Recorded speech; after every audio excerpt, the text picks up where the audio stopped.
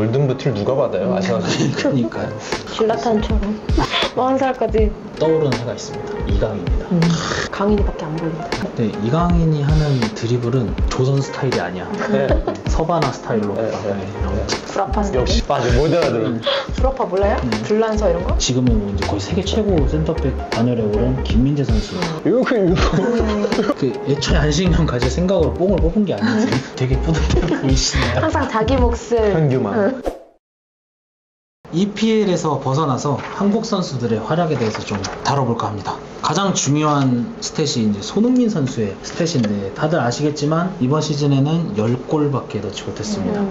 도움이 6도움 10득점. 하지만 뭐 10골이 결코 적은 숫자가 아니에요. 그러니까 그쵸. 그동안 걸어왔던 손흥민 선수의 스탯에 비하면 다소 살짝 아쉬운 점이 있다 정도지. 10골 대단한 숫자. 뭐 해외 리그에서 10골 6도움이라고 하면은 준수한 스탯이거든요. 사실은 단지 작년 스탯이 득점 워낙 좋았다 보니까. 작년이 너무 잘해가지고 23골 7도움 2022-23 시즌이 10골 6도움. 그 전으로 쭉 가다 보면은 23, 7, 17골 10도움 11골 10도움 좀 준수하게 비슷비슷하게 하다가 지금 이번 시즌 스탯이 처음 왔었던 15, 16 시즌의 4골 1도움보다 높아요. 살짝. 이번 시즌 스탯보다 낮은 시즌이 처음 왔던 시즌밖에 없습니다. 그렇다 하더라도 이거는 좀 의견이 많이 갈리는 부분이지만 좀 전술적으로 피해를 입기도 했고 손흥민을 극대화하는 전술은 아니었잖아요. 그런 부분도 분명히 영향이 있었을 것이다. 뭐 부상의 이슈도 있었고 월드컵 중간에 쉬는 기간 그 기간에 또 부상을 당했잖아요. 그거 이겨내면서 월드컵을 치르느라고 체력적인 부분도 많이 그죠. 고갈이 됐을 월드컵도 거고 있었으니까. 심리적으로도 굉장히 많이 힘들었을 거고 다만 아쉬운 점은 그거긴 하죠. 10골이긴 하지만 그게 조금 약간 몰아서 들어간 골들이 헤트트릭도 하나 있었고 많은 경기에서 골을 만들어내진 못했어서 그런 부분에 대한 아쉬운 점은 다 있기는 하지만 그럼에도 불구하고 제 생각에는 10골을 만들어냈다라는 결과적으로 그거 자체는 굉장히 대단하게 높게 평가할 수 있을 것 같다라는 생각이 좀 들죠.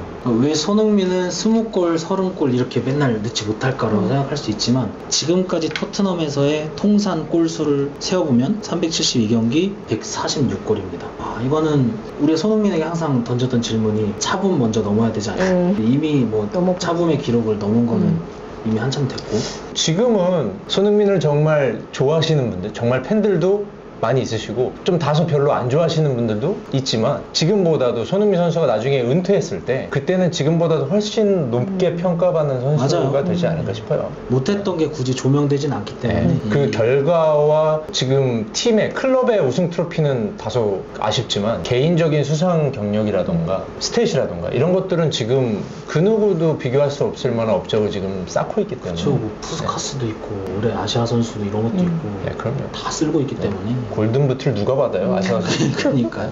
대단합니다. 앞으로도 기대가 되고 조금 슬픈 점은 이젠 어쩔 수 없이 점점 저물어가고 있는 해가 아닌가 이런 생각도 듭니다. 몸 관리를 지금처럼 그래도 좀 열심히 잘 해서 그래도 최대한 오래 유지할 수 있는 선수가 됐으면 좋겠다는 모르죠. 질라탄처럼 41살까지 이게 약간 바람이 좀 약간 되게 극대화돼 있어요. 기대를 많이 하는 타입이라서 이런 사람들도 필요합니다. 네. 리오풀이 챔스를 갈 수 있지 않냐는 것도 해서 꿈은 크게 저물어 가는 해지만 그래도 한 번쯤 마지막 불꽃을 태우는 시즌이 다음 시즌이 됐으면 좋겠다라는 소망이 있고요. 말씀드리는 순간 떠오르는 해가 있습니다. 이강인입니다. 이런 표현까지 쓰긴 조금 애매한데 지금까지 성인 무대에서 커리어 하이예요. 네, 발렌시아부터 마요르카 올 때까지 쭉 보면은 올 시즌이 35경기 6골 5도움인데 가장 높은 수치입니다. 그리고 경기마다 맨 오브 더 매치 석권을 하고 있고 직접 보고 오시지 않았습니까? 저희 갔을 때도 MM이었죠. 경기를 좀 지배하던가. 강인이밖에 안 보인다. 강인이밖에 찍지 않았지만 강인이밖에 안 보인다. 노란이 인스타에 뭐라고 올리셨냐면 강인이가 하는 축구 재밌다. 맞아. 좀 소름이 돋았던 게 두 번 소름이 돋았어요. 한 번은 이강인 선수가 부리는 개인기, 탈압박 이런 장면들이 나올 때 저 사람이 대한민국 선수가 맞나 싶으면서 소름이 한 번 돋았고 두 번째는 이제 한 81분이었나? 그때 교체돼서 나왔었는데 나오는데 모든 관중석에서 이강인을 연호하는 그런 소리가 나왔던 거예요.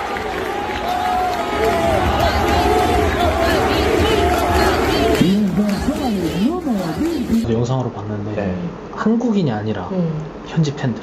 네. 저도 현지에서 손흥민 선수 경기를 거의 3분의 2, 홈 경기는 거의 한 3분의 2는 2016년부터 계속 봐왔던 사람인데 그 정도로 손흥민을 연호했던 적은 흔치 않았어요. 그런 소리를 물론 이제 마요르카 구장이 그렇게 큰 구장은 아니지만 거의 대부분의 사람들이 함성을 질렀을 정도로 큰 함성이 이강인을 연호하는 모습이 딱 나오다 보니까 소름이 확 끼치더라고요. 이미 시즌 대부분을 거의 소년 가장처럼 하고 있어서 그 의존도가 좀 크지 않나 그런 생각도 듭니다. 이강인 스탯 지금 알아보았고, 근데 이강인이 하는 드리블은 조선 스타일이 아니야. 네. 서바나 스타일로. 네, 아무튼 브라파 스타일. 역시 사람은 물을 좀 먹어야 돼. 못 알아들었지. 맞아, 못 알아들어. 브라파 몰라요? 네. 불란서 이런 거? 네. 그 노서에서 왔잖아요. 노서 살다가 저번에 서바나 들렸다 왔거든요.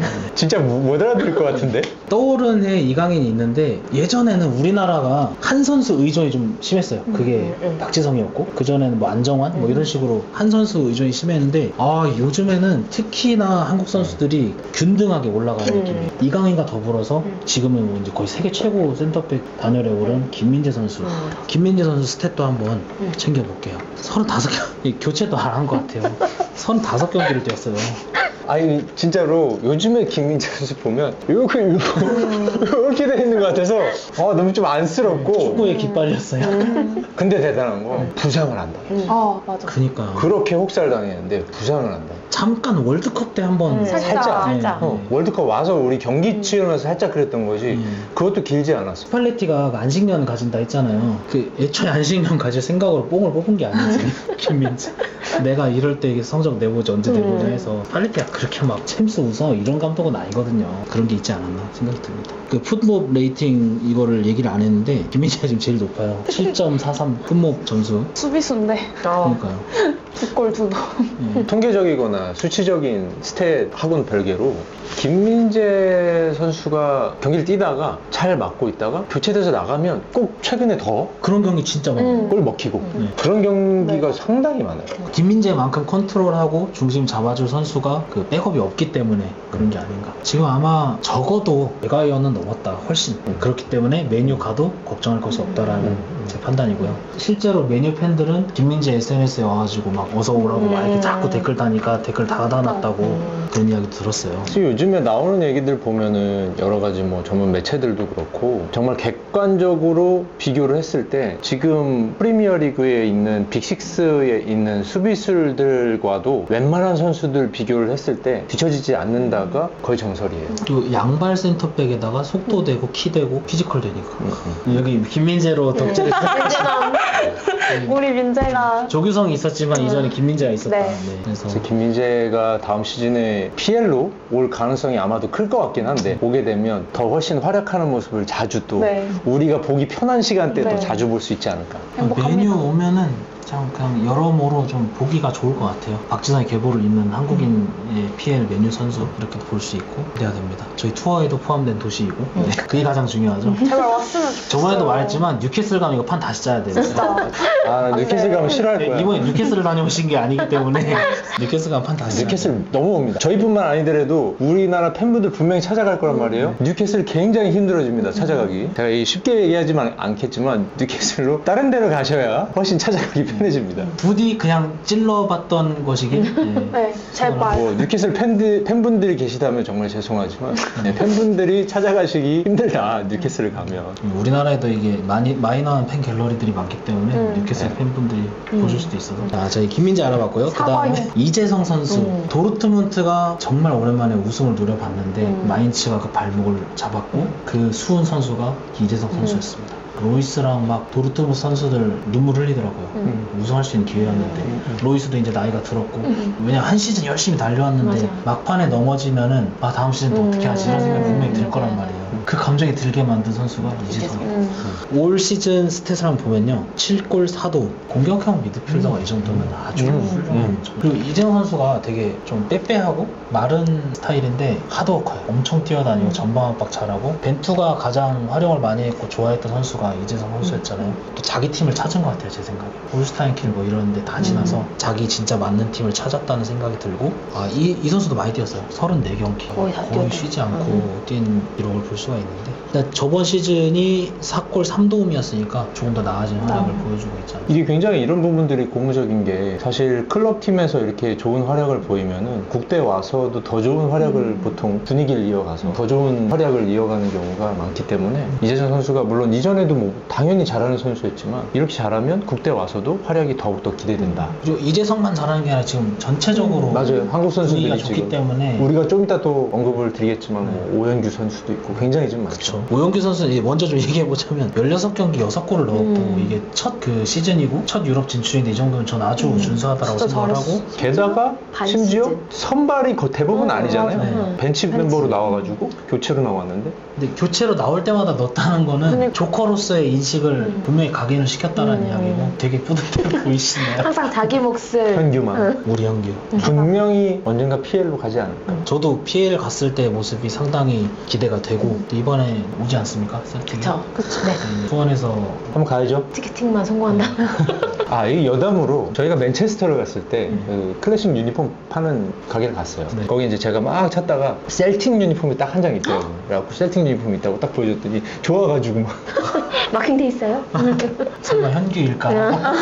현규였으면 샀을 거야. 기성용이면 몰라. 기성용이 안 샀겠네. 아, 그쵸. 아, 네. 어쩌다 보니 오영규 먼저 다루게 되는데 이제 황인범 선수 이야기를 좀 해볼까 합니다. 러시아를 나오고 나서 그리스로 적으로 옮기면서 올림피아코스에서 엄청난 활약을 해주고 현지 언론에서도 계속 이적설이나 이런 폴들을 내보내고 있는 중인데 가장 자주 나왔던 게 인터밀란이나 나폴리 이야기가 나오고 있습니다. 특히 나폴리는 로보트카의 대체자다 이렇게 이야기를 하고 있기도 하고 나폴리는 지금 우승하고 나서 공중분해 될 것 같은 분위기이기 때문에 이제 리빌딩을 준비하고 있는 모습을 보이고 있습니다. 그리스 리그에서 황인범 선수의 스탯을 한번 살펴보면 황인범 선수도 적게 뛰지 않았어요. 32경기 3골 4도움이었습니다. 생각보다 많이 뛰었고. 거의 뛰지 않았다고 봐야죠. 이미 주전 자원이라고 봐야 되는 경기 수가 아닌가 그런 생각이 듭니다. 품목 평점은 좀 6.78로 낮지만 이 정도면 준수하지 않나. 전 개인적으로 나폴리 가도 좋을 것 같습니다. 네. 지금 PL로 생각을 해보자면 그렇게 딱 매칭이 되는 팀은 없어요. 제